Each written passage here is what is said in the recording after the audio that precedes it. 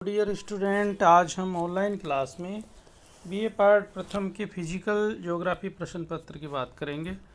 इसके अंतर्गत dear student हम अवसादी सेल की बात करेंगे, यानी अवसादी जो सेडिमेंट्री रॉक्स हैं, अवसादी चट्टान, उसके वीडियो नंबर 1 की बात करेंगे।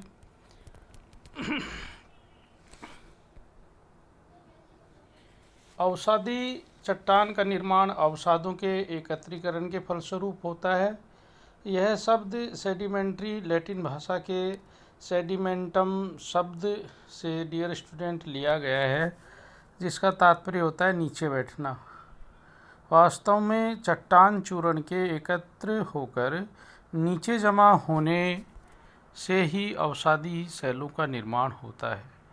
अवसादी सेल को परतदार इसलिए कहते हैं कि इसमें अवसाद की विभिन्न डियर स्टूडेंट परतें पाई जाती है। अपक्षय एवं अपर्दन के विभिन्न साधनों के द्वारा चट्टानों की टूट फूट से प्राप्त मलबा जल में जमा होता रहता है और इस प्रकार लगातार एक तह के बाद दूसरी तह का जमा होता रहता है, जिस कारण भार बढ़ता जाता है।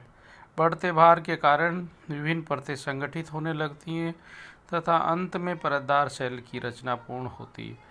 इस प्रकार की रचना के लिए आवश्यक पदार्थ प्राचीन चट्टानों की टूट फूट तथा विघटन एवं वियोजन द्वारा प्राप्त होता है। अवसादी चट्टानों की डियर स्टूडेंट हम विशेषता देखें तो अवसादी चट्टानों का निर्माण चट्टान चूर्ण तथा जीवावशेषों एवं वनस्पतियों के एकत्रीकरण से होता है। यही कारण है कि अवसादी सेलों में जीवावशेष पाए जाते हैं और इन जीवावशेषों के आधार पर चट्टान विशेष के निर्माण काल का भी डियर स्टूडेंट पता लगाया जा सकता है। दूसरी विशेषता है कि अवसादी चट्टान भूपृष्ठ के सर्वाधिक क्षेत्र में पाई जाती है। ऐसा अनुमान लगाया जाता है कि भूपृष्ठ का लगभग डियर स्टूडेंट 75% भाग अवसादी सेल से आवृत है तथा शेष 25% भाग पर आगन्य तथा रूपांतरित चट्टानें पाई जाती हैं।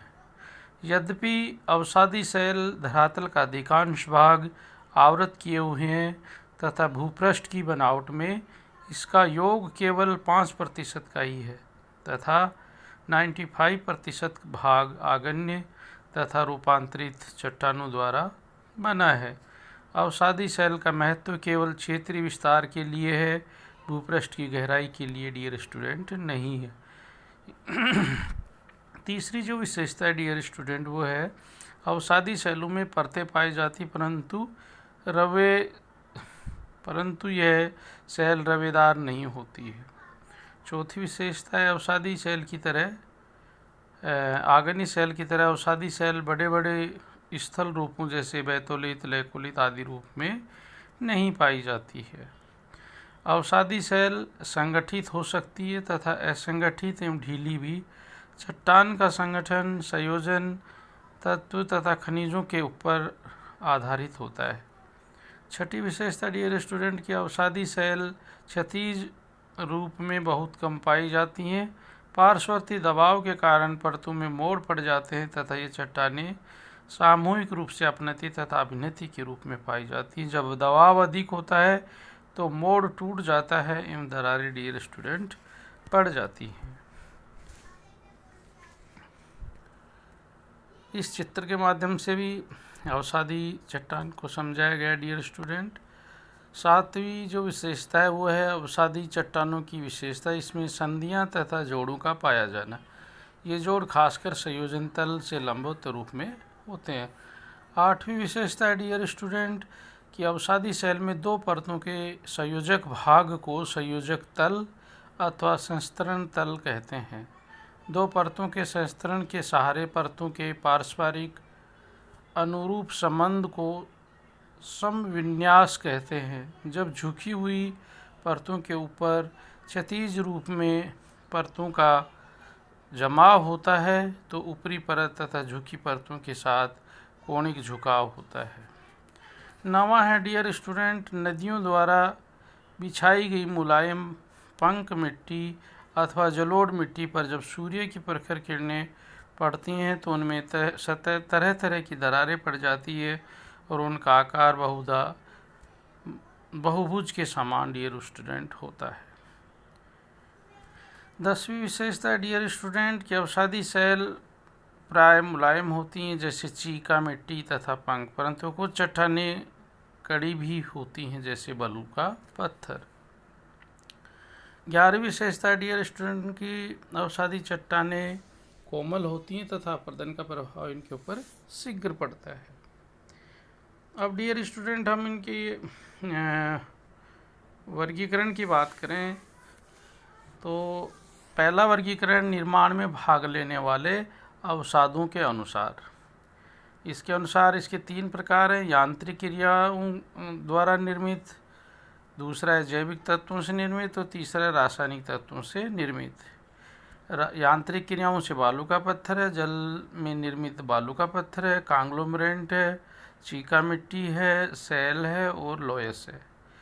जैविक तत्वों से निर्मित सेडिमेंट्री रॉक्स में चूने का पत्थर है, कोयला और पीट है। और रासायनिक तत्वों से निर्मित सेल में डियर स्टूडेंट खरिया मिट्टी है, सेल खड़ी है और नमक की चट्टानें है। दूसरा जो वर्गीकरण है वह अवसादी सेल के निर्माण में भाग लेने वाले साधनों के अनुसार वर्गीकरण। जलज सेल है, सागर निर्मित, झील निर्मित और नदीकृत निर्मित सेल। दूसरी है वायु द्वारा निर्मित और तीसरी हिमानी द्वारा निर्मित सेल। रचना सामग्री के आधार पर जो वर्गीकरण है उसमें अवसादी सेल का निर्माण कई प्रकार के पदार्थों तथा अवसादों से होता है। अपक्षय के कारण चट्टानों का विघटन और वियोजन होने से चट्टानें डियर स्टूडेंट छोटे छोटे टुकड़ों में टूटती फूटती रहती है। इस प्रकार से प्राप्त अवसादों को चट्टान चूर्ण अथवा चट्टानों के टुकड़ों से प्राप्त अवसाद कहते हैं।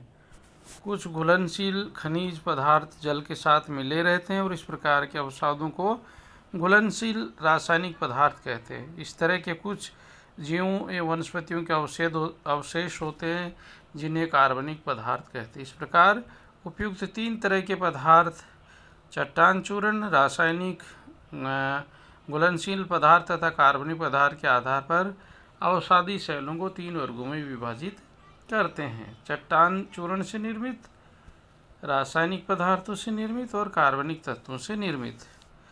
सेल चूर्ण से निर्मित अवसादी सेल है डियर स्टूडेंट, उसमें अपक्षय की यांत्रिक क्रियाओं के फलस्वरूप चट्टानों में विघटन होता है और इस कारण चट्टानें कमज़ोर होकर छोटे तथा बड़े टुकड़ों में टूट जाती है। फलस्वरूप अपक्षय अवसादी चट्टानों के निर्माण के लिए रचना सामग्री प्रस्तुत करता है। अपरदन के विभिन्न साधनों जैसे जल, हवा, हिमनद, सागरीय लहरें आदि इन पदार्थों को अपनी शक्ति से एक स्थान से लेकर दूसरी जगह पर बिछाते रहते हैं। परिवहन के दौरान इन पदार्थों में पुनः रगड़न होने के कारण आकार में अंतर आता रहता है। जब इन पदार्थों का जमाव सागर, झील अथवा नदियों में होता है तो विभिन्न परतें संगठित हो जाती हैं तथा इस प्रकार से सेल निर्मित हो जाती हैं। इस श्रेणी की चट्टानों में मुख्यतः बालू का पत्थर, कांग्लोमरेट, शिस्ट, चीका तथा लोयस डियर स्टूडेंट मुख्य रूप से हैं। इनकी चर्चा हम विस्तृत रूप से अगले जो सेकंड भाग है वीडियो उसमें करेंगे।